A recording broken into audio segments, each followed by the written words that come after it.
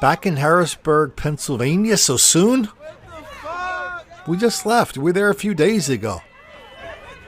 You remember that large-scale episode of black mob violence? A bunch of black people beating up a couple of white kids. The highlight of that was a black person taking a big old rock and hitting the white kid with it. I think in the head, but I'm not sure. Well, now we're back. Bunch of black people robbed the kid, stuck a gun in his face. Bunch of other black people having this big old fight. Harrisburg, Pennsylvania. No video. Details are a little sketchy, except the local papers actually did publish a full description. Surprise, surprise, of everybody involved in the robbery. At least 4 black people involved in the robbery.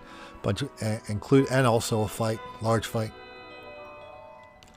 There was some gunfire. Nobody got caught. Nobody got arrested.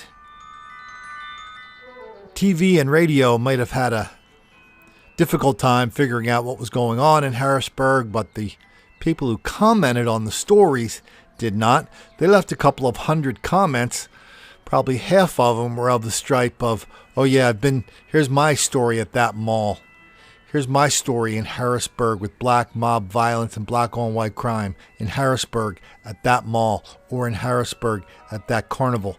And oh yeah, it's been happening there a long time. I had even forgotten about this one. This was from September. Large group of black people rampaging through downtown Harrisburg.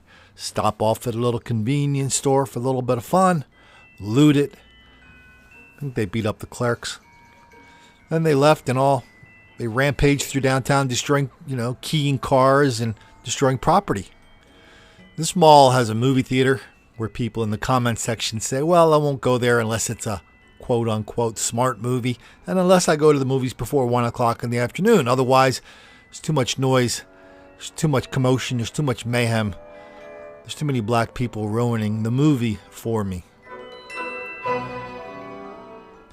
Other people said, yeah, that happened to me too. And what about Boscov's? They moved out of the mall recently because too much shoplifting, too much crime, too many black people rampaging through their store. They just didn't want to deal with it anymore.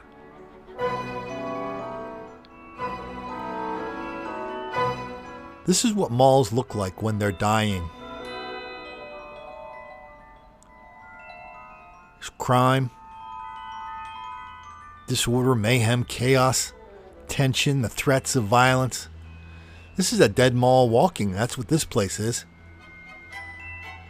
So even if they took my advice and issued this command to all of their tenants, it's probably too late. Even if they did figure out a way to don't make the black kids angry.